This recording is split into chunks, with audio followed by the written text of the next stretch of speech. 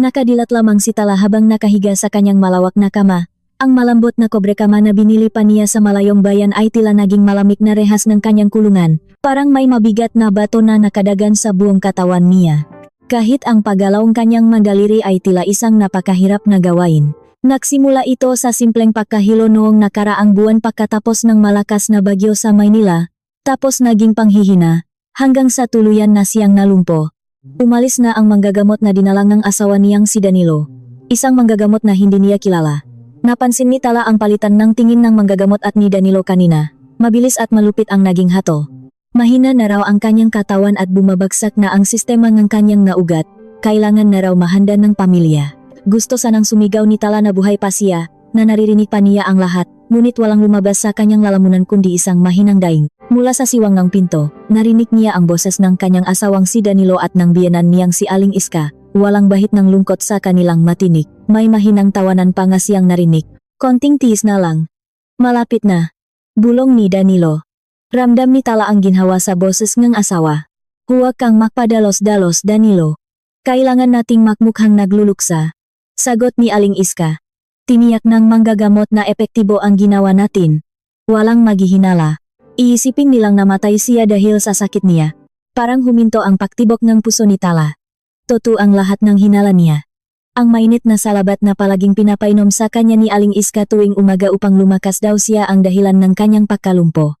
Ang pait na palaging tinatakpan ng pulot ay unti-unting lumalason sa kanya. Bumukas ang pinto. Pumasok si Danilo na may nakapaskil na pekang lungkot sa mukha. Tiningnan niya si Tala. Hindi bilang isang asawang minamahal, kundi bilang isang harang sa kanyang maplano. Mahal, kailangan mo ngaraming pahinga, malambing na sabi ni Danilo. Ang boses na dating nagpapangiti kay Tala ay tila naging nakakakilabot na tunok. Lumapit siya sa maliit na lamesa sa tabingang kama kung saan nakapatong ang telepono ni Tala. Umungol si Tala, pilit na iniling ang kanyang ulo. Iyon na lamang ang koneksyon niya sa labas. Tumahimik ka. Magpahinga ka na, sabi ni Danilo habang kinukuha ang telepono at ibinusa ito.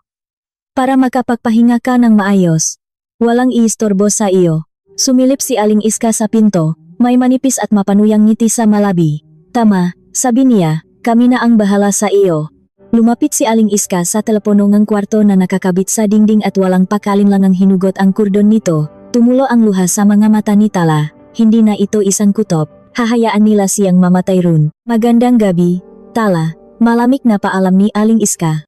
Lumabas sila at isinara ang pinto. Pagkatapos ay narinig ni Tala ang pinaka-nakakakilabot na tunog. Ang pag-ikot ng susimula sa labas. Nakakulong siya, mag-isa, walang lakas, at walang paraan para humingi ng tulong. Tumingin si Tala sa kisame ng kanyang kwarto. Ang kwartong ito, ang bahay na ito sa isang tahimik at mayaman na lugar sa lungsod Quezon na naipundar niya mula sa sariling pawis at sa pamana ng kanyang yumaong ama, ay naging libingan na inihanda ng sarili niyang asawa. Sa ibaba, narinig niya ang pagbukas ng telebisyon at ang kanilang kuntuhan na parang walang nangyayari. Alam niya ang dahilan, ang matagal ng pagkabaon ni Danilo sa utang dahil sa sugal at maluhong pamumuhay. Ang sakim na paningin ni Aling Iska sa kumpanyang naiwan ng kanyang ama. Binigyan lamang nila siya ang 2 araw para mamatay sa uhaw at sa lason upang makuha na nila ang lahat ng kanyang yaman. Pumikit si Tala. Naalala niya ang habilin ng kanyang ama bago ito pumana. Tala, ang malaking yaman ay may kaakibat na malaking panganib. Huwag kang magtitiwala kahit kanino, kahit sa taong katabi mo sa pagtulok. Naisip din niya ang isang maliit na kahon na gawa sa kahoy, isang lihim sa pagitan nila ng kanyang ama. Nakatago iyon sa pinakailalim na kahon ng kanyang aparador. Ngunit sa kalagayan niya ngayon, ang distansyang iyon ay tila napakalayo. Huminga ng malalim si Tala. Hindi siya susuko. Hindi niya hahayaang magtagumpay ang kasamaan nila. Ginamit niya ang natitirang lakas upang igalaw ang kanyang katawan papunta sa gilid ng kama. Napakasakit ngang bawat galaw. Pagkatapos ng matagal na pagpupumilit, nahulog ang kanyang katawan sa sahig. Natahimik si Tala. Narinig kaya nila? Mula sa labas, narinig niya ang boses ni Danilo. Baka nahulog siya sa kama. Hayaan mo siya, malamig na sagot ni Aling Iska. Huwag mong bubuksan ang pinto. 2 araw ang usapan. Mas mabilis siyang matuyo. Mas mabuti. Nang makalayo ang ngayabag, nagpatuloy si Tala sa pagapanggamit, ang kanyang masiko at tuhot. Parang hinihiwa ang kanyang balat sa bawat pag-usat. Pagkaraan ngang mahabang oras na tila walang katapusan, naabot din niya ang aparador. Gamit ang kanyang napaa, pilit niyang hinila ang pinakababang kahon nito. Bumukas ito. Nandun ang maliit na kahon ng kanyang ama. Nanginginig ang kanyang makamay nang buksan niya ito. Sa loob ay may isang lumang modelo ng telepono, isang maliit na botengang likido, at isang papel na may nakasulat na pangalan at numero. Tio Antonio. At ang sulat ng kanyang ama, kung nasa panganib ka, inumin mo ito at tawagan ang numerong ito. Walang pag-alinlangan, ininom niya ang mapait na likido. Lason laban sa lason. Namilipit siya sa sakit. Pakiramdam niya ay sinusunog ang kanyang bituka. Pinigilan niyang sumiga. Matapos ang ilang minuto, tila luminaw ang kanyang isipan, nakakagalaw na ng kaunti ang kanyang magadaliri. Kinuha niya ang makapal na telepono at pinindot ang numero. Isang guhit na lang ang baterya. Nagtunog ito. Isang beses. 2 beses. 3 beses. Unti-unting nawawalan ng pag-asa si Tala nang biglang may sumagot sa kabilang linya. Isang malalim at kalmadong boses ang nagsalita, "Hinihintay ko ang tawag mo, Tala." Tumulo ang luha ni Tala. "Tio, tulungan mo ako," garalgal na bulong niya. "Nilason nila ako, kinulong nila ako sa kwarto, hinihintay nilang mamatay ako bukas ang umaga." "Alam ko," sagot ni Tio Antonio. "Matagal na naming binabantayan ang asawa mo. Nakainom ka na bang panlunas na nasa kahon?" "Opo, Tio, makinig kang mabuti, Tala. Babalik ang lakas mo, pero hindi mo pwedeng ipakita sa kanila. Kailangan mong magpanggap na patay na pagbukas nila ng pinto bukas ng umaga. Hahayaan nating isipin nilang nagtagumpay sila, at kapag naniwala na sila, doon tayo kikilos. Itago mo ang lahat ng ebidensya ngayon din at bumalik ka sa pwesto mo. Kami na ang bahala." Namatay ang tawag dahil naubos ang baterya. Sa kabilang gilim at lamig na sahig, may namuong apoy sa dibdib ni Tala. Ngayon ay may plano na siya. Itinago niya ang kahon sa ilalim ng aparador at gumapang pabalik sa pwesto kung saan siya nahulog. Pumikit siya at pinabagal ang kanyang pahinga. Sa ibaba, narinig niya ang halahak ni Aling Iska, nagdiriwang para sa isang tagumpay na hindi kailanman mangyayari. Bukas ang umaga, mararanasan nila ang pinakamatinding gulat sa kanilang buhay. Ngunit habang nag-aantay sa pagdating ng bukang liwewe, nakaramdam si Tala ng isang kakaibang pagbabago sa kanyang katawan na hindi niya inaasahan. Isang epekto ba ito ngamot o may iba pang nangyayari sa kanyang sistema? Ang bawat pataang pawis na tumutulo mula sa noo ni Tala ay tila may kasamang apoy. Ang lunas na ininom niya ay hindi nagbigay ng agarang ginhawa, bagkus ay isang matinding digmaan sa loob ng kanyang katawan. Naramdaman niya ang pagtuhong tila libu-libong karayom sa dulong kanyang nga daliri sa paa at kamay. Ang pamamanhit ay unti-unting napapalitan ng matinding pamumulikat. Napakagat siya sa kanyang ibabang labi hanggang sa malasahan niya ang sariling dugo. Kailangan niyang pigilan ang anumang daing na maaring makatawag pansin sa 2 halimaw na nagdiriwang sa ibaba. Habang unti-unting nanunumbalik ang pakiramdam sa kanyang nga binti, hindi maiwasan ni Tala na balikan kung paano humantong sa ganito ang kanyang buhay. Si Danilo, ang lalaking pinangakuan niya sa harap ng altar ng isang lumang simbahan sa Intramuros, ay naging isang estranghero. Nung una, akala niya ay simpleng pagmamahal ang inaalay nito. Ngunit sa paglipas ang panahon, lumabas ang tunay na kulay ang asawa. Nabaon si Danilo sa utang dahil sa sabong at mga patagong sugal na tinutulak ng mga barkada nito. At si Aling Iska, ang biyenan niyang hindi kailanman nakitaan ng tunay na pagtanggap sa kanya. Para kay Aling Iska, si Tala ay hindi isang kapamilya kundi isang balon na mapakukunan ng salapi. Tuwing may mga pagtitipon sa kanilang probinsya, palaging ipinagmamalaking matanda ang mga alahas at mamahaling gamit na sa totoo lang ay galing sa bulsa ni Tala. Ang pait sa pusong biyenan niya ay nakugat sa inggit. Inggit sa kakayahan ni Tala na patakbuhin ang kumpanya ng kanyang yumaong ama, at inggit sa katotohanang hindi kayang tumayo ni Danilo sa sarili nitong nga paa. Ang lason na ipinainom sa kanya ay pisikal na anyo lamang ng matagal na nilang pagkamuhi. Sa kalagitnaan ng gabi, umakyat ang malamig na hangin mula sa siwang ng bintana. Rinig na rinig ni Tala ang bawat kaluskos sa labas ng kanyang kwarto. Ang pandinig niya ay tila naging mas matalas kaysa rati. Mula sa kabilang silid, narinig niya ang pagbukas ng pinto patungo sa balkonahe. Sumunod ang boses ni Danilo. Hindi ito boses ng isang asawang nawalan ng mahal sa buhay, kundi isang boses na puno ng pananabik at makasariling pagnanasa. "Rowena, mahal ko," bulong ni Danilo sa kabilang linya. "Konting tiis na lang, bukas ng umaga, tapos na ang lahat. Magiging atin na ang lahat ng gusto natin. Makakapunta na tayo sa lugar na pangarap mo." Sinubukan ni Tala na huminga ng tahimik sa kabilang gulat. Ang pangalang Rowena ay hindi na bago sa kanyang pandinig. Siya ang bagong tauhan sa kumpanya. Isang babaeng laging may kakaibang ngiti tuwing dadaan si Tala sa opisina. Pinaniwala siya ni Danilo na trabaho lamang ang namamagitan sa kanila. Napakabobo niya para maniwala rito. At ang kwintas na gusto mo, patuloy ni Danilo, na ngayon ay may halong halahak ang tinik. Ang pamanang diamante ang lola niya, kukunin ko mismo salik niya bukas. Mas babagay iyon sa iyo, mahal. Ang nga salitang iyon ay parang patalim na bumaon ng malalim sa puso ni Tala. Ang kwintas na iyon ay ang tanging alaala ng kanyang yumaong ina. Iyon ang suot niya nang ikasal sila ni Danilo. Ang planong pagpatay sa kanya ay hindi lamang para sa pera, kundi upang nakawin pati ang pinakamahalagang alaala ng kanyang pamilya para ibigay sa isang babaeng kinakasama ng kanyang asawa. Ang natitirang lungkot sa dibdib ni Tala ay biglang naglaho. Napalitan ito ang isang malamig at matigas na galit. Isang galit na nagpalimot sa kanya sa sakit ng kanyang makalamnan. Unti-unti niyang ikinuyom ang kanyang makamao. Sumunod ang kanyang isip, gumagana ng mabilis at malinaw. Ang lunas na ibinigay ng kanyang tiyo Antonio ay hindi lamang nakbalik ng kanyang pisikal na lakas. Nagising din nito ang diwa ang isang mandirikmang matagal na niyang ibinaon dahil sa bulak na pag-ibig. Nagsimulang maksanay si Tala sa gitnang dilim.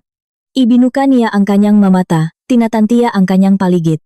Iginalaw niya ang kanyang mabalikat, ang kanyang mabraso.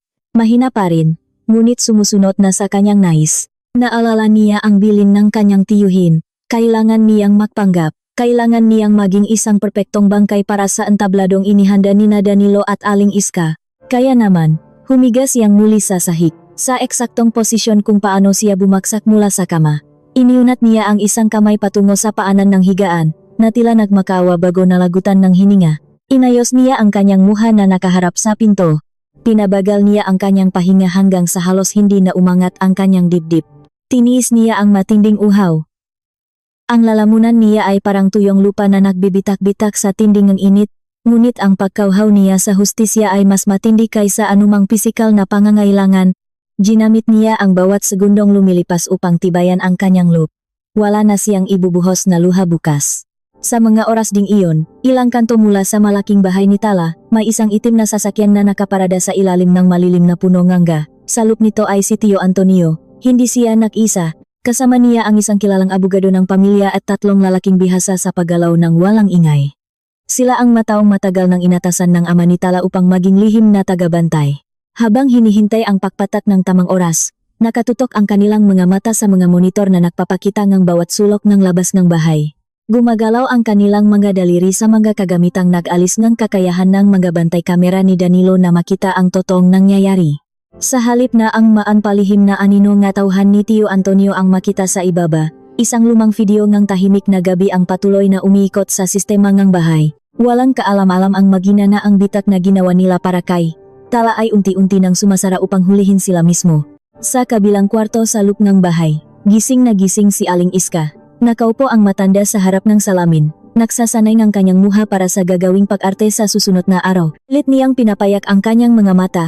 Sinusubukan ang iba't ibang tono ngang pahagulgol. Isang perpektong ina na nawalan ngang pinakamamahal na manugang. Nagplano na siya kung sino ang mga unang tatawagan sa mga kamag-anak nila sa probinsya, kung ano ang mga isusuot na itim sa burol, at kung paano niya agad ipapangalan sa kanya ang lahat ng papeles ng kumpanya kapag nailibing na si Tala. Ang kasakiman ay tila isang sakit na bumalot sa kanyang buong pagkatao. Ang na oras ay tila gumagapang ng napakabagal. Mula sa siwang ng makapal na kurtina sa silid ni Tala, nagsimulang sumilip ang mapusyaw na kulay ng madaling araw. Hudyat na ang gabi ay natapos na at ang gumagan na may pag-uusgay narito na. Narinig ni Tala ang pagbukas ng gripo sa banyo ng kabilang kwarto. Gising na sila. Ilang sandali pa, narinig niya ang mahinang katok sa pinto ni Danilo.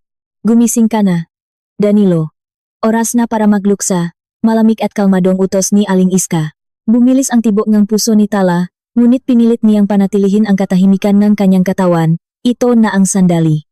Narinig niya ang mayabak na papalapit sa kanyang pinto. Ang bawat hakbang ay may dalang bigat ng panlilinlang. Huminto ang mayabak sa mismong tapat ng kanyang kwarto. Sigurado ba kayong patay na siya, inay? Nanginginig ang boses ni Danilo. May panakanakang takot na gumagapang sa kanyang tinig.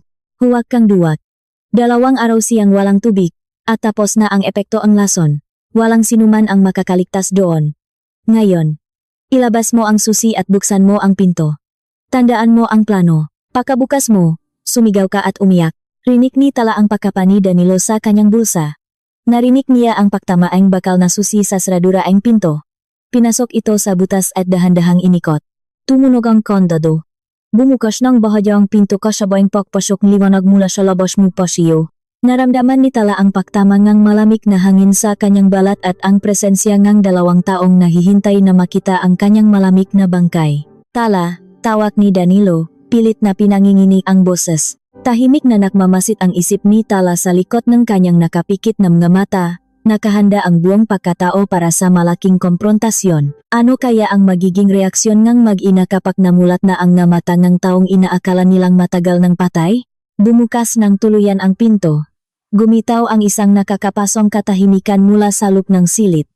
Ang halimuyak ng kulop na hangin at pait ng manatuyong pawis ay sumalubong kina Danilo at Aling Iska. Naktakip ang ilong ang matanda gamit ang kanyang panyo. Hindi niya ito ginawa upang itago ang isang nagbabadiyang pagiyak, kundi dahil sa matinding pandidiri sa amoy ng isang taong inakala niyang naghihingalo ng ilang araw. Tala, muling tawag ni Danilo. Ang tinik niya ay sinadyayang palalimin, pilit na ginagaya ang tunog ng isang asawang labis na nagalala at nagdadalamhati. Humakbang siya papasok. Ang mga sapatos niya ay lumiliha ang mahinang ingay sa ibabaw ng makapal na alpombra. Nanlaki ang kanyang mga mata nang makita ang asawa. Nakahandusay si Tala sa sahig sa pahitan ene kama at enehi malaki nga parador. Walang kagalaw-galaw ang katawan nito. Nakasuot pa rin ng damit pambahay na ginamit noong huli nila itong makita. At nasa mismong ayos kung saan narinig niyang bumagsak ito 2 gabi na ang nakararaan. Ginhawa, iyon ang unang emosyong nanalaytay sa buong pagkatao ni Danilo. Parang isang malaking bato na matagal nang nakadagan sa kanyang dibdib ang biglang inalis. Wala na ang asawang pumipigil sa kanyang maluho. Wala na ang babaeng nagpapaalala sa kanya ang kanyang mapagkukulang at tambak na utang. Sa isip niya, malaya na siya, at bukas na bukas din ay makakasama na niya si Rowena dala ang lahat ng kayamanang matagal na niyang pinagnanasaan. Tingnan mo, utos ni Aling Iska. Ang boses ng matanda ay matigas, mabilis, at walang kahit anong bahid ng awa. Siguraduhin mong wala na siyang hininga bago ako magsimulang sumigaw at tumawag ng tulong sa mga kapitbahay. Hindi tayo pwedeng makamali sa bahaging ito. Kailangan nating matiyak na tapos na ang trabaho. Lumapit si Danilo. Nanginig ang kanyang matuhot nang makalapit sa nakabulaktan niyang asawa. Tiningnan niya ang maputlang muha ni Tala. Ang tuyong na labi na halos magdugo sa pagkakabitak-bitak, at ang pikit na mga mata. Para kay Danilo, ang anyong iyon ay tila nagbibigayng pinal na hatol sa kanilang tagumpay. Hawakan mo siya, Danilo. Pabulong ngunit maring bulyaw ang kanyang ina mula sa likuran, nainip sa kabagalan ng anak. Kapain mo ang pulso. Lumunok ng laway si Danilo. Dahan-dahan niyang inilapit ang kanyang nanginginig na kanang kamay patungo sa lik ni Tala upang kapain ang pulso nito. Gusto na niyang matapos ang yuktong ito upang makapagbihis na siya ngang itim at simulan ang kanyang pag-arte bilang isang kawawang biudo. Ngunit bago pa man dumampi ang madaliri ni Danilo sa malamig na balat ng kanyang asawa, isang bagay na hindi niya kailanman inaasahan ang nangyari. Dumilat si Tala. Hindi siya sumigaw, hindi siya gumalaw ng mabilis. Basta na lamang bumukas ang kanyang mga mata. Ngunit ang mga matang iyon ay hindi nagpapahiwatig ng kamatayan o kahinaan. Nanlilisik ito, matalim, at nakatitik ng diretso sa kailaliman ng budi ng kanyang asawa. Napaatras si Danilo. Nawalan siya ng balanse at napaupo sa sahig dahil sa matinding gulat. Isang impit na tili ang lumabas sa kanyang bibig. Ang boses ay tila nanggaling sa isang taong nakakita ang multong bumangon mula sa hukay upang maningil ang utang na dugo. Gumaralgal ang kanyang lalamunan, hindi makabuo ang kahit anong salita habang nakaturo ang nanginginig na daliri sa asawang inakala niyang naging bangkay na. Bago pa man makapagsalita si Aling Iska upang kutyain ang kaduwagan ng kanyang anak, biglang nagbago ang paligid. Bumukas ang malaking ilaw sa gitna ng kisame. Ang matalim na liwanag nito ay bumalot sa buong silid, bumubulak ng panandalian kina Danilo at Aling Iska na nasanay sa dilim ng madaling araw. Dahan-dahang itinaas ni Tala ang kanyang katawan. Umupo siya mula sa pagkakahandusay. Ang kanyang mukha ay walang bakas ng kahinaan kundi isang nagbabagamput na handang tupukin ang 2 taong nagtaksil sa kanya. Kasabay ng pagbangon niya, bumukas ang pinto ng malaking banyo sa loob ng kwarto. Lumabas mula sa mga anino ang mga bultong ng tao na kanina pa nagmamasid at nakikinig sa kanilang bawat salita. Nauna si Tio Antonio, Ang mukha ay kasing tigas ang bato, kasunod niya ang isang mataas na opisyal ng pulisya na naka-uniforme, at ang abogado ng pamilya na may bitbit na makapal na lalagyan ng mapapeles. Mula naman sa pinto kung saan pumasok ang mag-ina, humarang ang dalawa pang pulis. Napatigas si Aling Iska. Ang kanyang nakaplanong paggiyak na pinagsanayan niya sa harap ng salamin kagabi ay naging isang totoong pagnganga. Nanlalaki ang mamata ang matanda, pabalik-balik ang tingin kay Tala, sa mapulis, at sa tiyuhin ng kanyang manugang. Tila tumigil ang pag-ikot ng mundo para sa matanda. Ang kanyang mapagmataas na tindig ay unti-unting gumuho. Magandang umaga, Danilo. Magandang umaga, Aling Iska. Malamig na bati ni Tala. Ang boses niya ay tuyo at paos, ngunit tila isang matalim na patalim na tumusok sa kanilang mga buto. Hindi ba iyon ang hinihintay ninyo? Ang masilayan akong wala ng buhay? Anong ibig sabihin nito? Pautal-utal na tanong ni Danilo. Ang mukha niya ngayon ay kasing putla ng isang papel. Pawis na pawis habang nakatingin sa mga nakapulupot na alagad ng batas sa kanilang paligid. Habang pilit na pinoproseso ng makasariling makina ang pagbangon ni Tala mula sa tiyak na kamatayan. Ano ang gagawin ni Aling Iska ngayong alam niyang hawak na ngang pulis ang lahat ng ebidensya ng kanyang kasamaan? Pilit na kinukuha ni Aling Iska ang kanyang nawalang tapang. Sa kabila ng matalim na liwanag at ng maunipormadong nakatayo sa kanyang harapan, ang kanyang makasariling isip ay nahanap ng palusot. Hindi niya matanggap na ang kanyang perpektong plano ay guguho sa isang iglap. Bitak ito. Isang napakalaking kasinungalingan. Matalim na tiling ang matanda. Nakaturo ang nanginginig na daliri kay Tala. Kayo ang nakplano nito para sirain kaming ng anak ko. Wala kaming ginagawang masama. Ang sakit niya ang nakpalumpo sa kanya. Pinasok ninyo ang aming pamamahay ng walang pahintulot. Ang tinig ni Aling Iska ay pumailan lang sa buong silid, punong pagmamatigas at pilit na pagbabaliktad sa katotohanan. Ngunit ang mga taong nasa paligid niya ay hindi natinag. Walang nagpakita ng awa o pagdududa. Tahimik na humakbang ang mataas na opisyal ng pulis. Mula sa bulsa ng kanyang uniforme, inilabas niya ang isang maliit na supot na yari sa malinaw na plastik. Sa loob nito ay isang maliit na boteng bubok na walang laman at ilang natuyong dahon ng halamang gamot. Nakita namin ito sa malaking basurahan sa labas ng inyong bakuran kaninang madaling araw, malamig na pahayag ng opisyal. Ayon sa aming kasamang sumusuringang ngalason, ito ay naglalaman ng katas ng isang mapanganib na halaman na unti-anting pumapatay sa maugat ng katawan kapag inihalo sa inumin araw-araw. Eksakto sa mga nararamdaman ng inyong manugang sa mga nakalipas na linggo. Nanlamig ang buong katawan ni Aling Iska. Ang boteng iyon ay itinapon niya mismo kagabi. Kumpiyansang walang sinuman ang maghahalungkat ng kanilang magabasura sa dilim ng gabi. Ngunit hindi pa rin natapos ang pagdurok sa kanyang mga kasinungalingan. Lumapit ang abogado ng pamilya, hawak ang isang maliit na aparatong pang-record ng boses. Pinindot niya ito. Mula sa maliit na kagamitan, narinig ang malinaw na pag-usap. 2 araw siyang walang tubig, at tapos na ang epekto ng lason, walang sinuman ang makakaligtas doon. Ngayon, ilabas mo ang susi at buksan mo ang pinto, tandaan mo ang plano. Pagkabukas mo, sumigaw ka at umiyak. Iyon ang mismong boses ni Aling Iska. Rumehistro ng napakalinaw sa loop ng kwarto, sinundan ng boses ni Danilo na sumasang-ayon sa plano. Ginamit ng matauhan ni Tio Antonio ang mga kagamitang itinago nila sa mga pader upang pakinggan ang bawat salitang binitawan ng mag-ina mula pa kagabi. Parang tinakasan ng dugo ang mukha ni Aling Iska. Bumaksak ang kanyang mga balikat. Wala na siyang lusot. Ang kanyang sariling bibig ang nagbaon sa kanya sa hukay na kanyang hinukay para kay Tala. Sa masandaling iyon, tuluyang bumigay ang marupok na katapangan ni Danilo.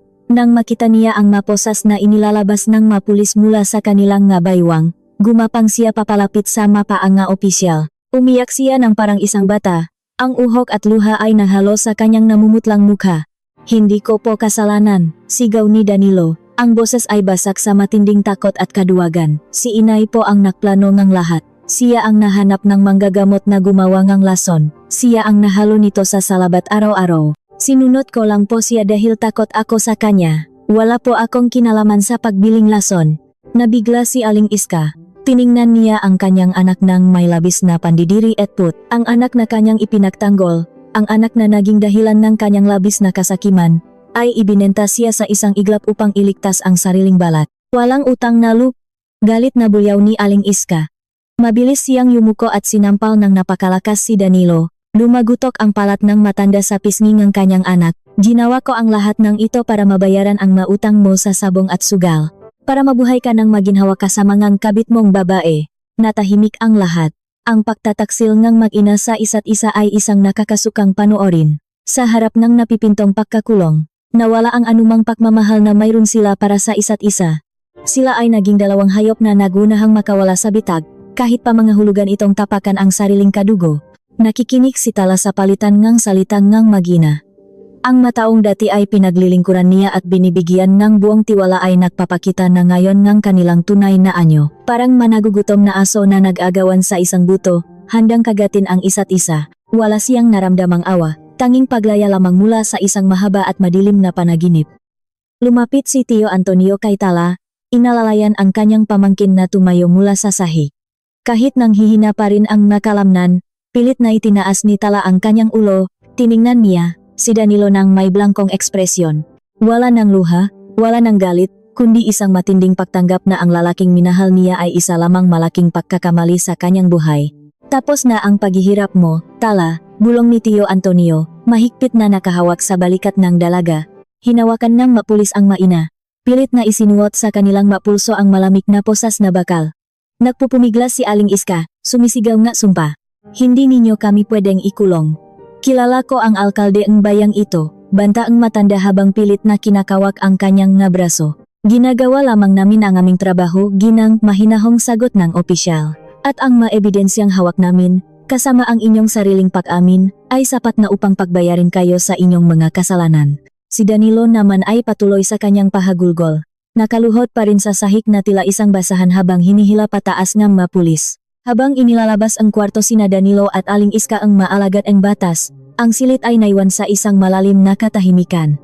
Ang mabigat na hangin ay unti-unting napalitan ang sariwang simoy ang umaga. Lumapit ang abogado kay Tala at inilapak ang isang makapal na asul na lalagyan ng papeles sa ibabaw ng kalapit na lamesa. Tumingin siya kay Tala na may malalim na paggalang. Ngayong wala na ang masagabal at ligtas ka na, oras na upang buksan natin ang totoong pamana ang iyong yumaong ama, sabi ang abogado habang binubuksan ang tali ang lalagyan. Isang pamana na inilagay niya sa isang lihim na kasunduan, na hindi kailanman nakita ang iyong asawa o ng kanyang sakim na ina. Ano kaya ang nilalaman ng lihim na papeles na iyon at paano nito tuluyang babaguhin ang buhay ni Tala at bibigyan ng huling sampal ang mga taong nagtangkang sumira sa kanya? Habang unti-unting naglalaho ang tunog ng sirena ng mapulis sa labas ng malaking tarangkahan ng bahay, isang malalim na buntong hininga ang pinakawalan ni Tala. Ang bahay na naging kulungan niya ay tila nakahinga rin ng maluwag. Nawala ang mabigat at nakakasakal na presensya ng 2 taong nagtangkang pumatay sa kanya. Naupo si Tala sa gilid ng kama, pinakmamasdan ang abogado na tahimik na inilalatak ang mapapeles mula sa asul na lalagyan. Umupo si Tio Antonio sa isang silya sa harap ni Tala. Tiningnan niya ang kanyang pamangkin ng may halong pagmamalaki at lungkot. Ang iyong ama, Tala, ay hindi lamang isang magaling na negosyante, panimulang matanda. Matapos pumanaw ang iyong ina, naging labis ang kanyang pag-ingat. Alam niya na ang malaking pera ay umaakit ng masakim na tao. Kaya naman, bago pa man siya pumanaw, inihanda niya ang isang napakatalinong plano upang protektahan ka. Inayos ng abogado ang kanyang salamin at tumihim bago nagsalita. Ang mapapeles na ito ang tunay na huling habilin at testamento ng iyong ama. Isang dokumento na hindi kailanman nasilayan ni Danilo o ni Aling Iska.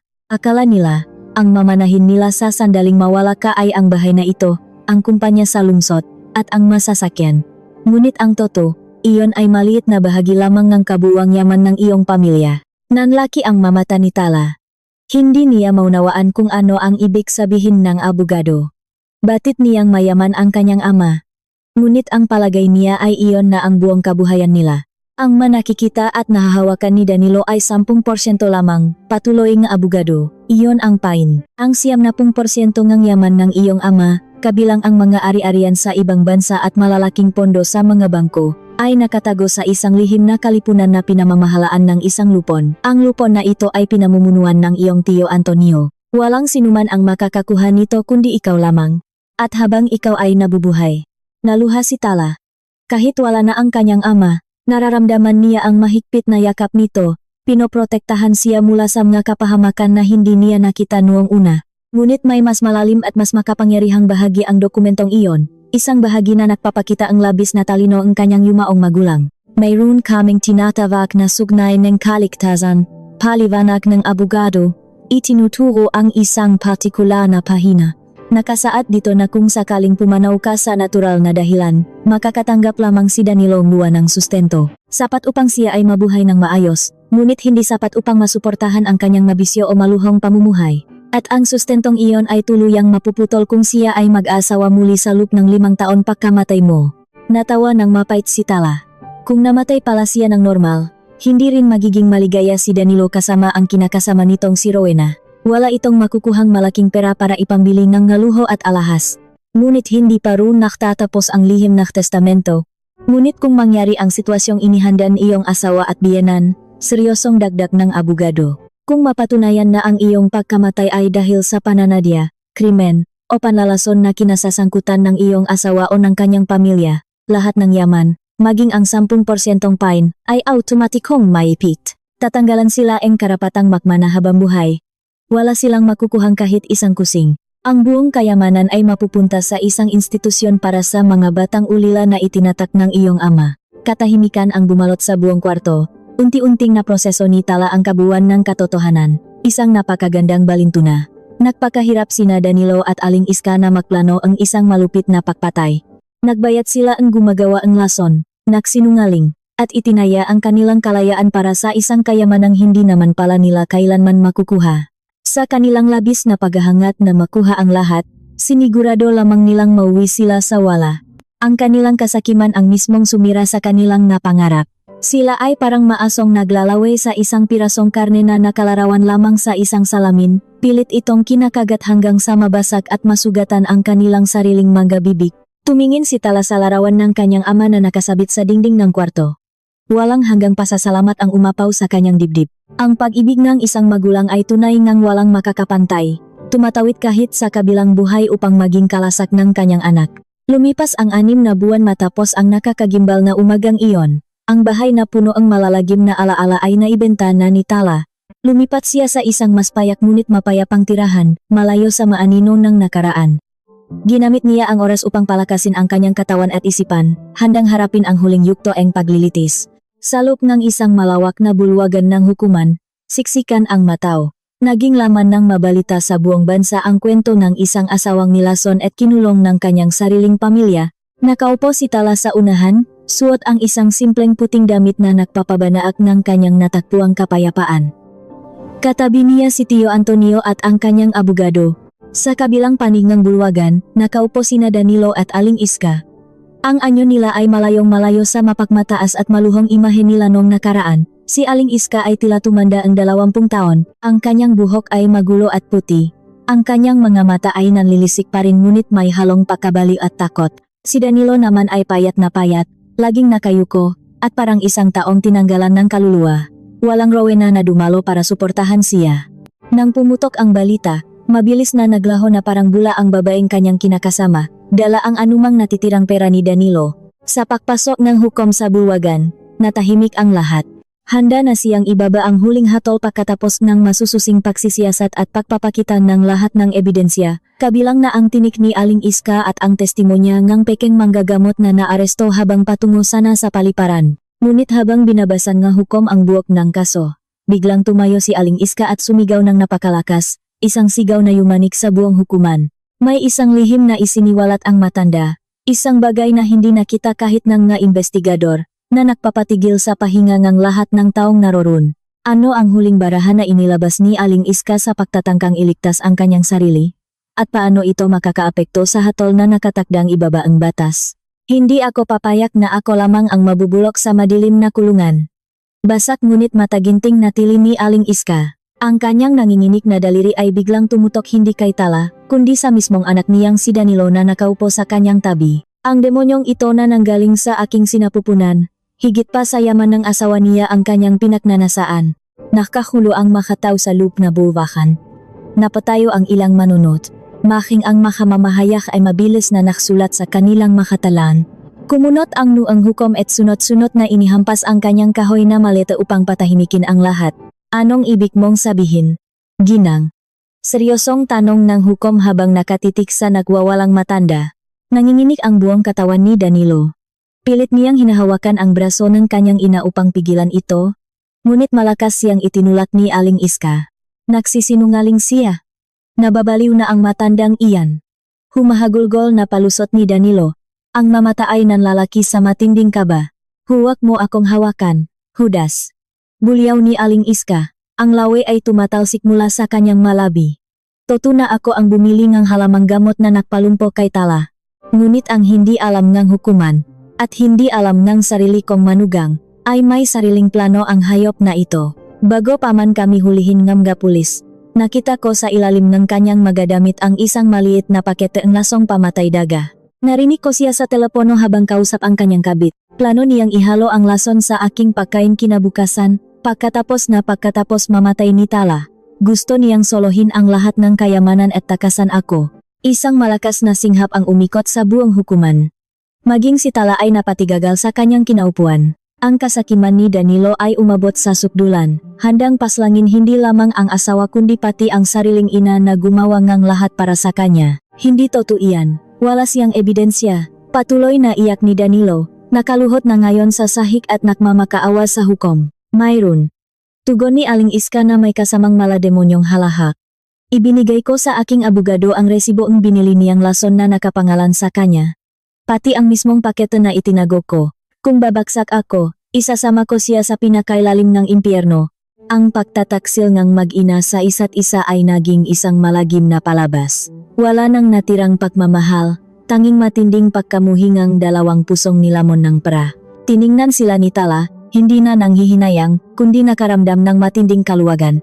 Ang mga taong nagtangkang sumira sa kanya ay sila, mismong sumira sa kanilang mga sarili. Pagkatapos ng muling pagsusuri sa mga bagong ebidensya, ibinaba ng hukom ang pinal na hatol.